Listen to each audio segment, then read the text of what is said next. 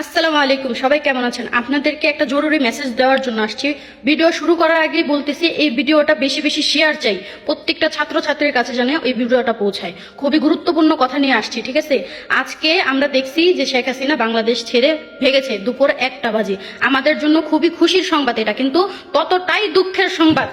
কারণ ও যখন গিয়েছে বাংলাদেশ ছেড়ে, ওর মানুষকেই কিন্তু ক্ষমতা দিয়ে গিয়েছে। সে নাকি তার ভাগ্নি জামাইনি কি হয় যতটুকু আমি জানি না, কিন্তু তার সাথে ওই সেনাবাহিনীর লোক এর আগেও 3 বছর কাজ করেছে। মানে ও ওর কুত্তার কাছেই দিয়ে গেছে, ঠিক আছে?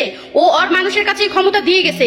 তোমাদের ছাত্রছাত্রীদেরকে একটা অনুরোধ জানাচ্ছি, বোন আমার, ভাইয়েরা আমার, বোনেরা আমার, যুদ্ধ যখন করেছো, দেশ স্বাধীন না করে তোমরা মাঠ থেকে উঠবে না।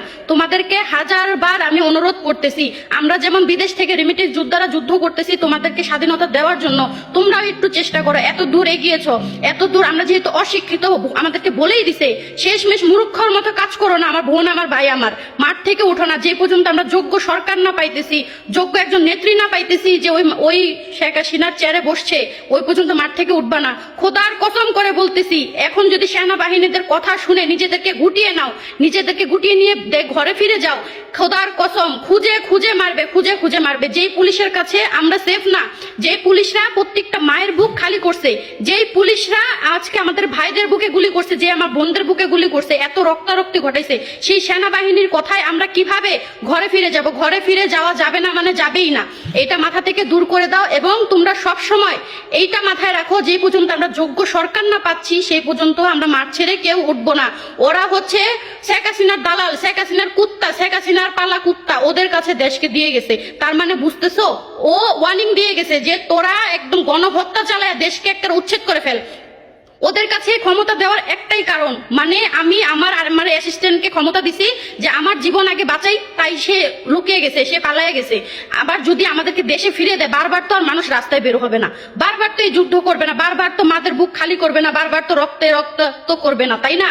তাই ও চলে গেছে যে তুই আগে শান্ত কর, ঠিক আছে? ওর কুত্তা বিলের কাছেই এই সমস্যাটা দিয়ে গেছে, এই ক্ষমতাটা দিয়ে গেছে যে তোরা দেশটাকে শান্ত কর, সবাই ঘরে ফিরে যাক, সবাই তোদের কথাটা মেনে নিক, তারপরে দেখবা দেশ শান্তি হলে এই শেখ হাসিনা আবার ফিরে আসবে, আবার সবার উপরে হুকুমত চালাবে, আবার এরকম গণহত্যা চালাবে, আবার মানুষ খুঁজে খুঁজে মারবে।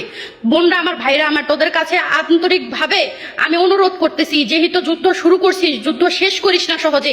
এই মাঠ থেকে ততক্ষণ উঠিস না যতক্ষণ আমাদের একজন যোগ্য নেত্রী না পাচ্ছি, যোগ্য সরকার না পাচ্ছি, যোগ্য সরকার চেয়ারে আমরা দেখতে না পাচ্ছি, সেই পর্যন্ত এখান থেকে উঠিস না। তোদের কাছে একটাই অনুরোধ, একটাই আবেদন, এই ভিডিওটা আমি কোনো ভিডিও শেয়ার করতে বলি নাই, কিন্তু এই ভিডিওটা প্রত্যেকটা ছাত্রছাত্রীর কাছে ছড়িয়ে দে, প্রত্যেকটা মানুষের কাছে ছড়িয়ে দে, প্রত্যেকটা প্রবাসীর কাছে ছড়িয়ে দে। আর প্রবাসীদের জন্য মেসেজ, ভাইরা আমার, বোনেরা আমার, এই পর্যন্ত আমরা যুদ্ধ করছি, রিমিটেন্স বন্ধ রাখছি, আগামীতেও রাখি। আপনাদের কাছে করজোর অনুরোধ করতেছি, হাত জোর করে অনুরোধ করতেছি, যে এই পর্যন্ত আমরা যোগ্য সরকার না পাই ওই পর্যন্ত বাংলাদেশের রিমিটেন্স কেউ দিবেন না। রিমিটেন্স যেহেতু বন্ধ আছে, আমরা যোগ্য নেত্রী এবং যোগ্য সরকার পাওয়ার পরেই রিমিটেন্স দেব। বাংলাদেশ যেমন আমরা ক্ষতিগ্রস্ত করছি, আমরাই পারবো বাংলাদেশ আবার সচ্ছলতা বোধ করাইতে।